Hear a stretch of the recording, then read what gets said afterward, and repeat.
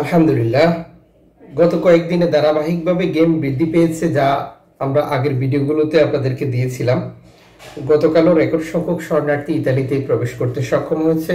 সকল বাংলাদেশির জন্য আমাদের পক্ষ থেকে শুভকামনা। আমরা জানি একজন বাংলাদেশি কতটা কষ্ট করে, কত ত্যাগ তিতিক্ষা, সুদের উপরে, ঋণের উপরে, কিস্তির উপরে টাকা নিয়ে অবৈধভাবে ইউরোপে যাওয়ার চেষ্টা করছে। আসসালামু আলাইকুম প্রিয় প্রবাসী ভাই বোন, যারা এই ভিডিওতে যুক্ত হয়েছেন দেশ থেকে, সবাইকে অনুরোধ করব ভিডিওটি শেয়ার করে দিন, চ্যানেলটি সাবস্ক্রাইব করে ফেসবুক পেজটি লাইক ফলো করে যুক্ত থাকলে নিত্য নতুন আপডেট তথ্য জানতে পারবেন, যা আমরা প্রতিদিনই আপনাদেরকে দিয়ে যাচ্ছি।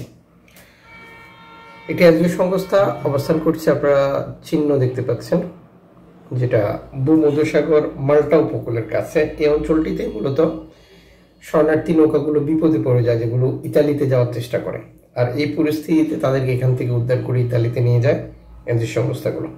সলিডারেন সর্বশেষ এক্সটেন্ডেলে দেওয়া বার্তা নিশ্চিত করেছে, আমরা অবস্থান করছি এখানে, যেখান থেকে আমরা আশপাশের অভিবাসী নৌকাগুলোকে উদ্ধার করব এবং নিরাপদে তাদেরকে ইতালিতে হস্তান্তর করব।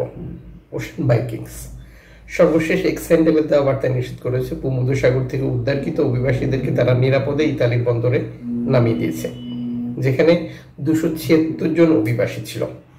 276 জন অভিবাসীর পাশাপাশি বহু শিশু, নারী, বহু বাংলাদেশি ছিল।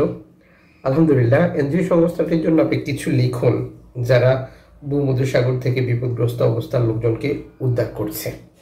এদিকে হিউম্যানিটি ওয়ান সর্বশেষ বার্তায় তারাও নিশ্চিত করেছে তাদের উদ্ধারকৃত অভিবাসীদেরকে নিরাপদে হস্তান্তর করার বিষয়টি, যা ভূমধ্যসাগর, যেটা মাল্টা এবং ইতালি, লিবিয়া অঞ্চল থেকে তারা উদ্ধার করেছিল, সবাইকে নিরাপদে হস্তান্তর করেছে ইতালির বন্দরে, যেটা ইতালি সরকার নির্ধারণ করে দিয়েছিল তাদেরকে এই বন্দরে নামাতে হবে।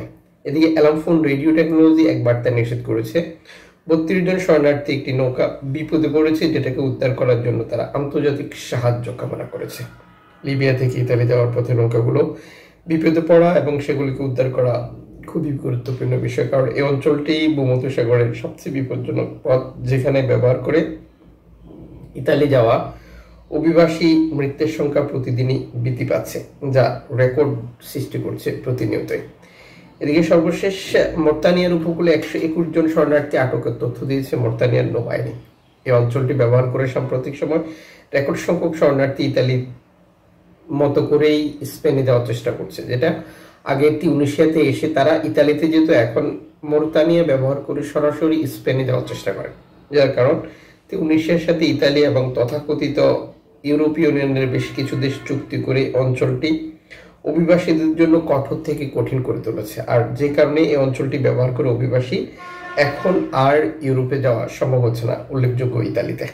দেখা হচ্ছে আগামীকাল, শুভকামনা।